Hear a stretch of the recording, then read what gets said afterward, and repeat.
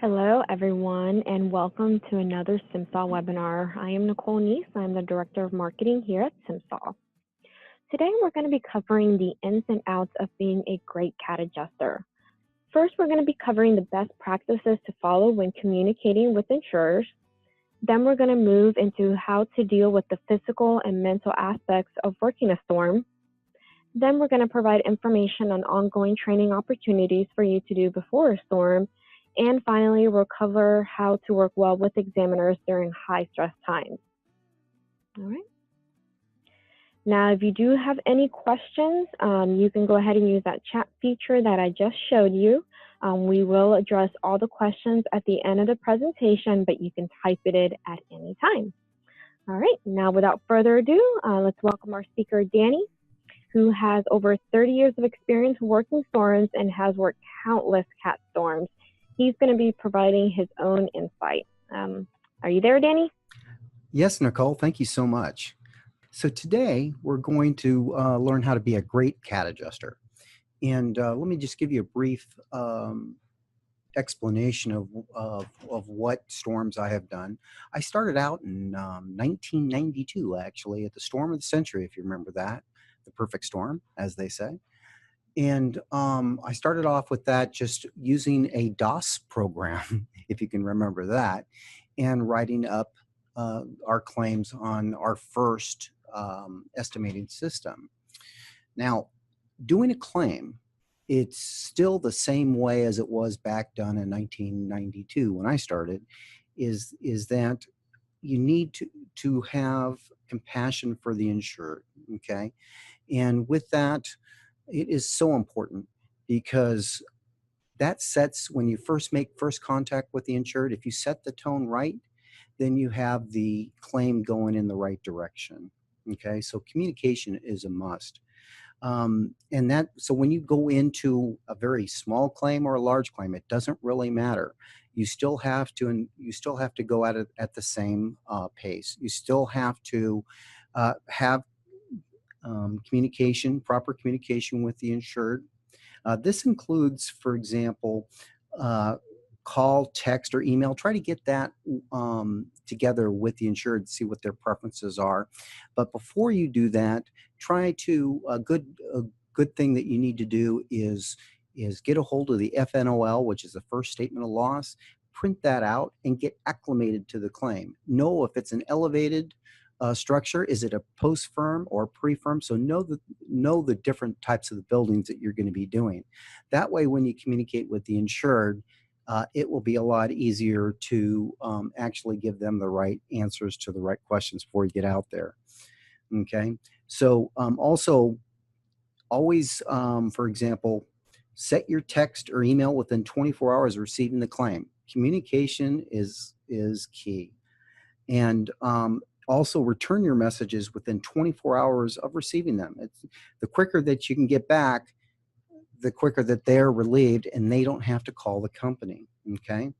Don't let calls go to your voicemail if you can. So obviously when you're doing an inspection, you're gonna turn your phone off.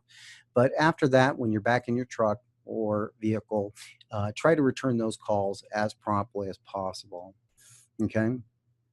Another thing is that when you start talking to the insured, tell them what your expectations are. For example, let's say that I'm going to be sending you some documentation like a brief survey and also the flood handbook. So if you're doing flood claims, those two pieces of information need to be filled out. If you already have that filled out, so when you walk in the door of your inspection, it's already filled out and signed, you already have that done. So that's excellent.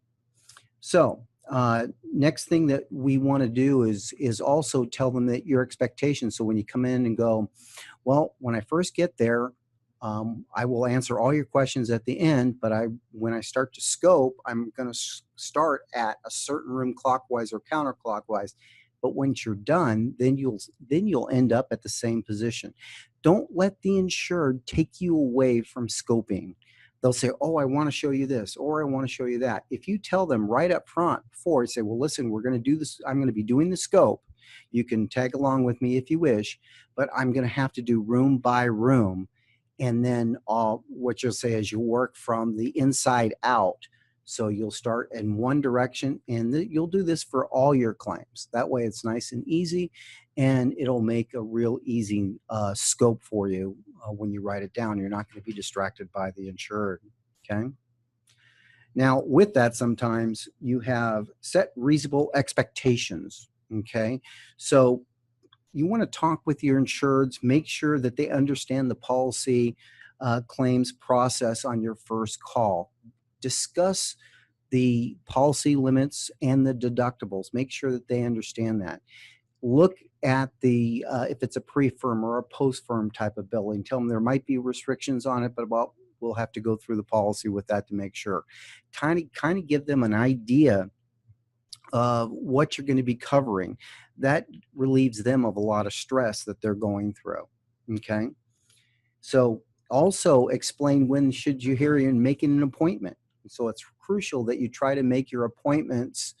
A lot of the adjusters will try to take the appointment and match them up with very similar addresses in the area by zip code. Kind of explain that to the insured. Tell them that you're going to be in this area at this particular time frame, and make an appointment. Don't make a hard appointment though, because what I've learned is that if you make a hard appointment, say, I will be there at 10 o'clock, you better be there at 10 o'clock. Or you can say, well, what I usually do is say, I'll be in there in the morning or afternoon. That gives the insured, some leeway that they can plan their time off from work or whatever. So try to make reasonable expectations, okay? Communication when you've reached a reasonable settlement, and provide a clear and concise explanation of any damages that were not covered. And that's so important. It's good that they know what's covered, but it's more important that they know what that is not covered. This is going to save a call to the company, okay? So any call that the company does not get, that makes you a great adjuster, okay? So you're handling the job, and it will be done completely. One thing that you would probably want to do is, when setting up your tone up for the insured, is try to make the insured your friend. Okay, so if he thinks that you're your friend, they're going to trust you, and that's all adjusting is making the insured trust you. Okay, so that you can settle the claim with no issues. Okay. So don't lose empathy as well, okay? That is a big thing. I know that what a lot of adjusters are under stress because they have 100 claims, but you cannot show that stress to the insureds. They're already stressed out enough, okay? They have a major event in their life, and it is just topsy-turvy.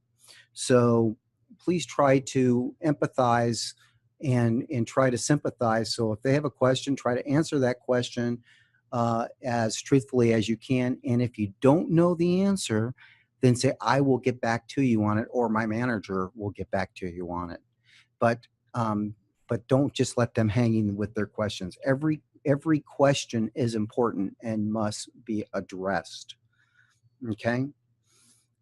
A happy insured means that like I said before, the less calls, emails asking for your status updates. Now, I'm going to make sure that when you do your prompt communication, I'm going to just jump back a little bit, but make sure that you return your emails within 24 hours of receiving them. Like I said, return the messages within 24 hours, and a quicker response will alleviate those questions. Okay. Next slide.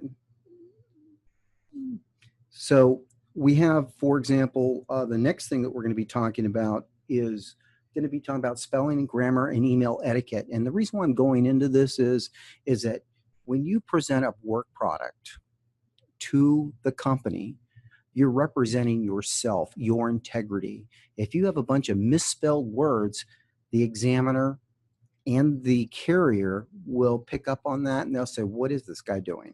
So try to make sure that your spelling and grammar and etiquette is up to date. As you can see on the slides, try not to avoid using the cap lock feature. Okay, it can be interpreted as yelling. Okay, and that's basically in a text environment. Okay, use bold text as if you have to convey important keywords in phrases. Okay, um, this goes without saying. Treat the insured with respect. Never belittle or use any foul language. We all know this because that's just a professional attitude, and you're representing yourself as well as the company. So always speak calmly and collectively. Okay, that gains trust with the insured. Okay. Avoid slang terms, texting abbreviations, you instead of you. Well, pretty much we all know that.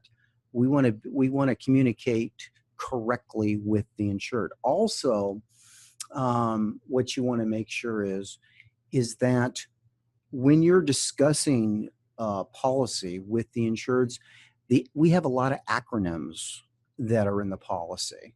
Okay, like for example, RCV, ACV, depreciation.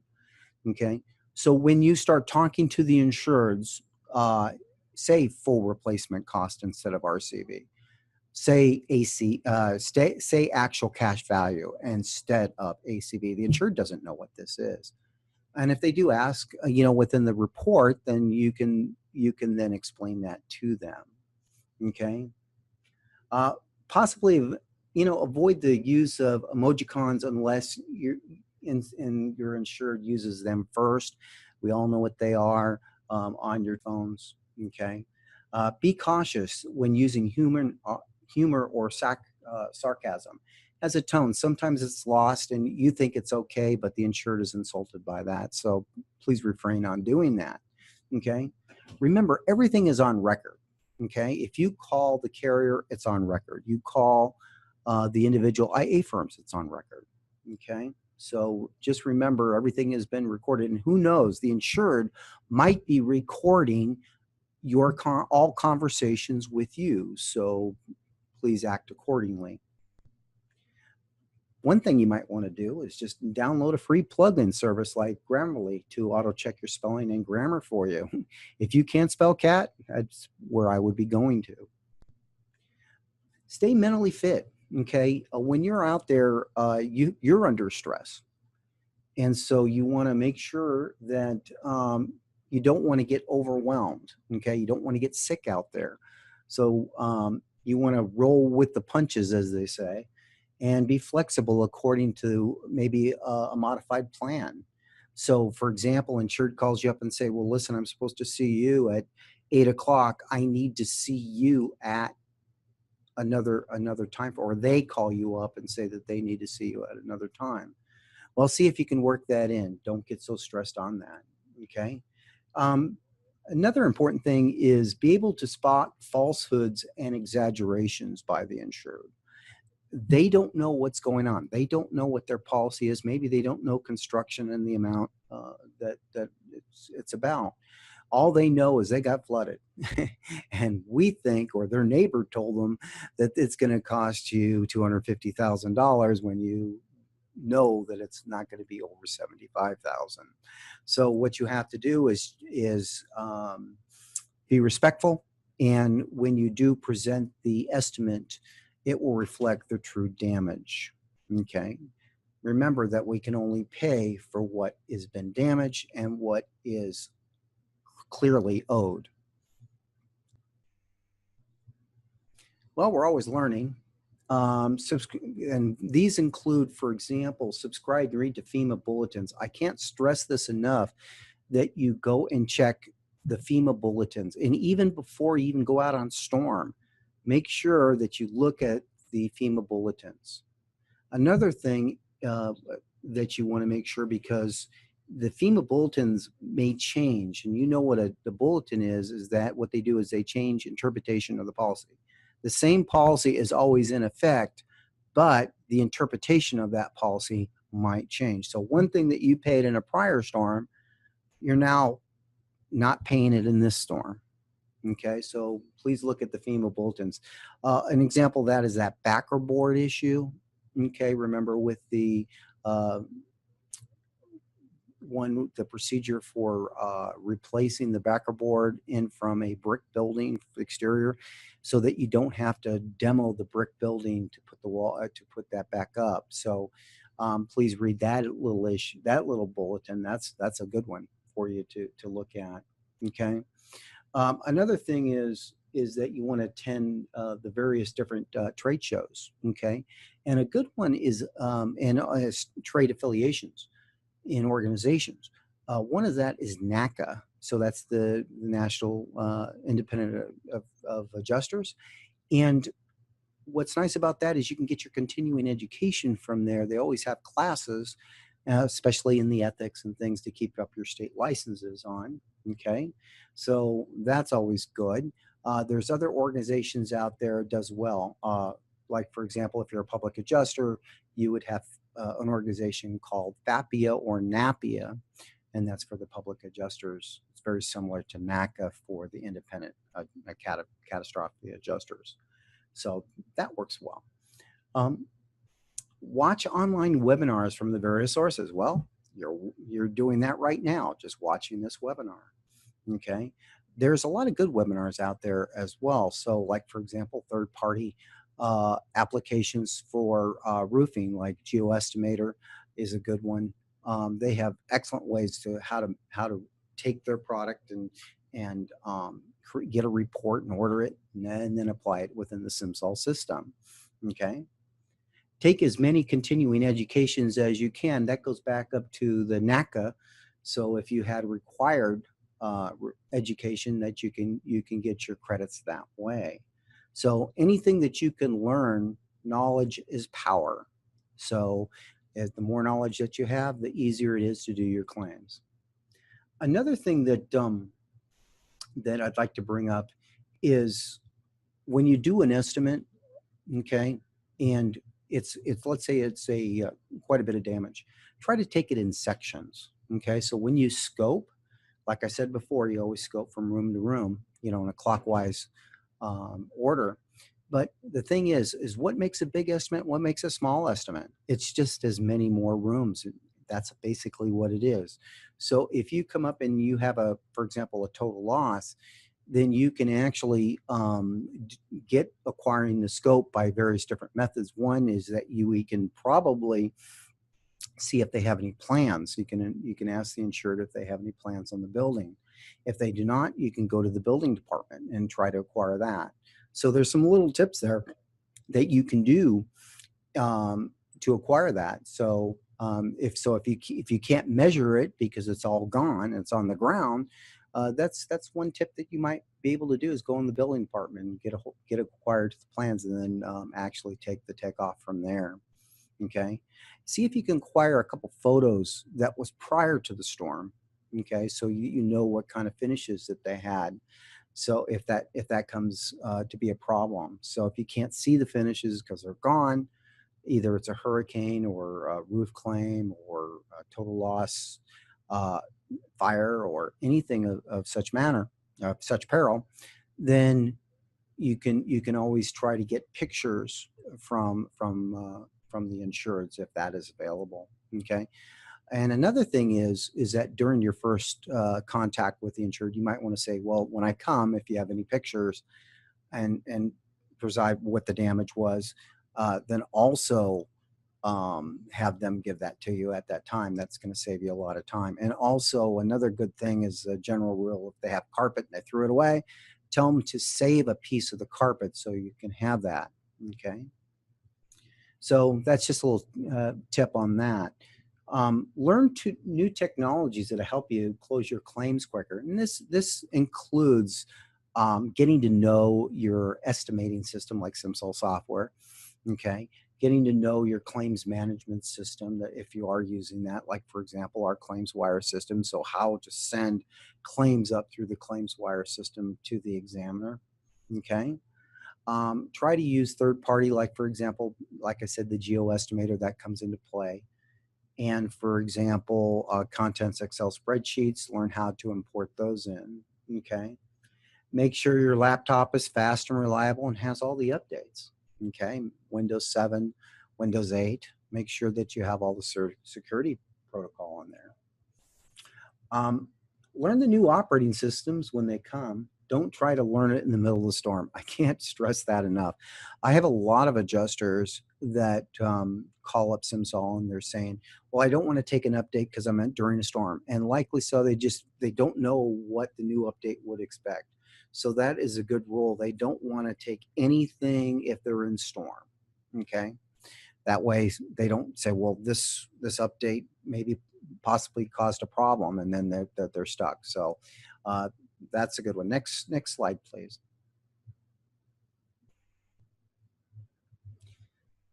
This is continuing on with the newer technologies. Make sure your property we've already talked about that with the new features.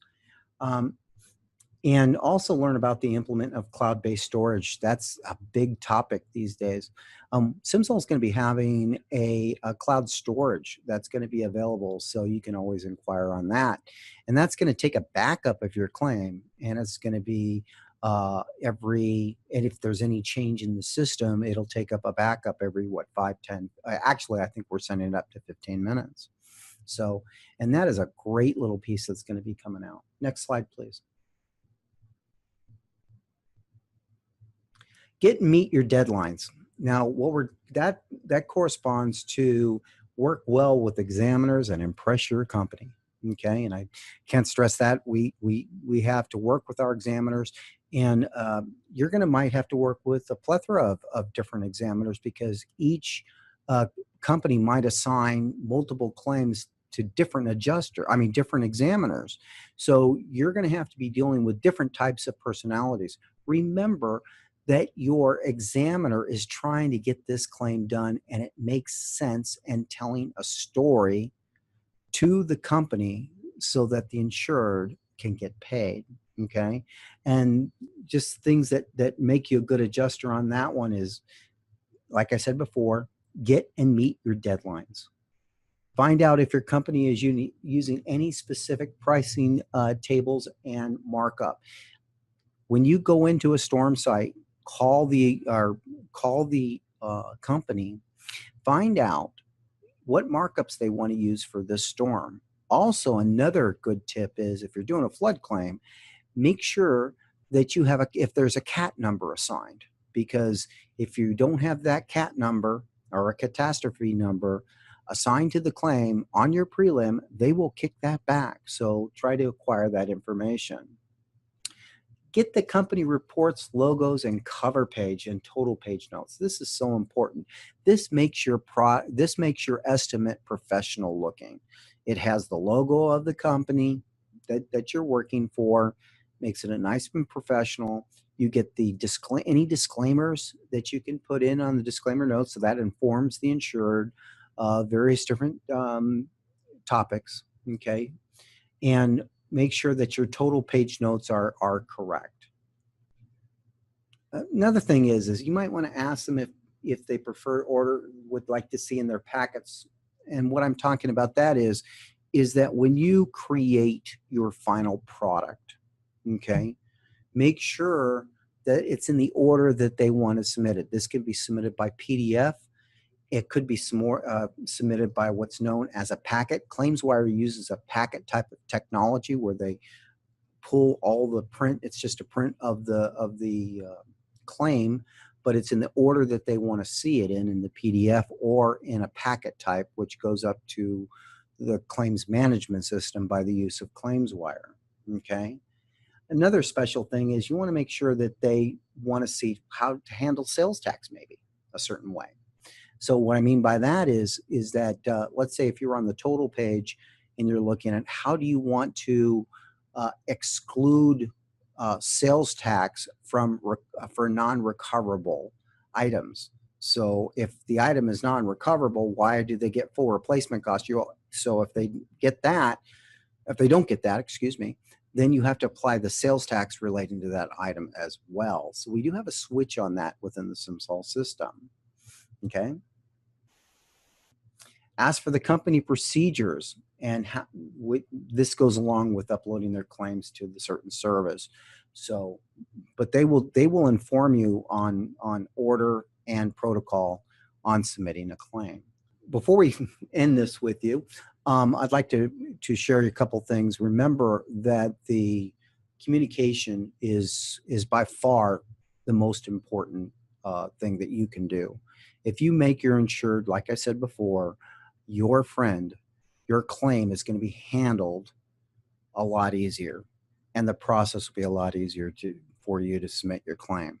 This is working with the insureds as well as the examiners. Okay, sometimes on examiners, they will reject a claim. Do not take that personally. Okay, just try to accommodate them. Now, if it's something totally wrong, then what you might want to do is probably discuss this with some other adjusters. And if they agree with you, then try to get a hold of the examiner and kind of explain why you think, have them explain their answer, that they want it that way. And so if you come out with the logical resolution, then you're going to go with that, or it might be a compromise. So try to, get along with the examiners. I hear countless horror stories sometimes, just being in the adjuster world, that, oh, this examiner made me do this, or this examiner made me do that. Well, they're just trying to do their job and close that claim as fast as possible. And they have a lot of insight, more than maybe you do on that particular subject. Okay, so it's just the big thing is communication. Okay, to Nicole now for any questions. Go ahead, Nicole. All right, so if you do have any questions for Danny, please use the Q&A feature right now, and we'll be able to address them. We'll give you a couple of minutes if you do have any questions. We really hope you enjoyed this presentation. And again, take this time right now to see if you do have any questions. If you can't find watermarks, what do you do?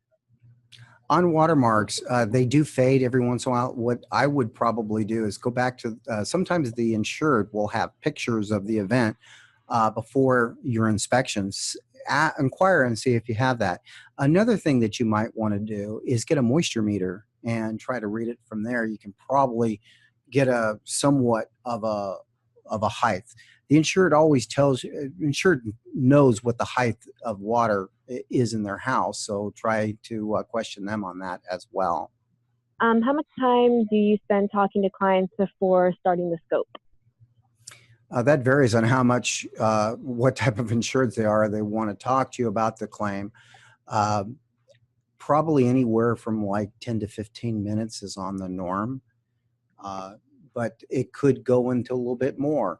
And you want to answer every question that they have during that time. Sometimes it's a good idea, like I was talking about before you come out on your first contact, try to get as much information that you can from the insured. That way it alleviates these questions out in the field.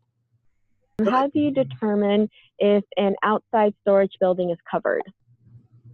Well, on a storage building, it has to be if you're talking about, it depends on the policy, of course. If you're talking about a flood claim, it has to be a detached garage, or it has to have its own policy. So if you can drive a car in it and it's used as a garage, then that's covered up to 10%. If it is a homeowner's claim, then it's covered. It's part of the main building per se. But please check with your policy. All right, and that is going to conclude our webinar. Again, we're always available. You can reach us at info@simsol.com, and our phone number is there. Thank you so much, and everyone have a great evening. Bye-bye.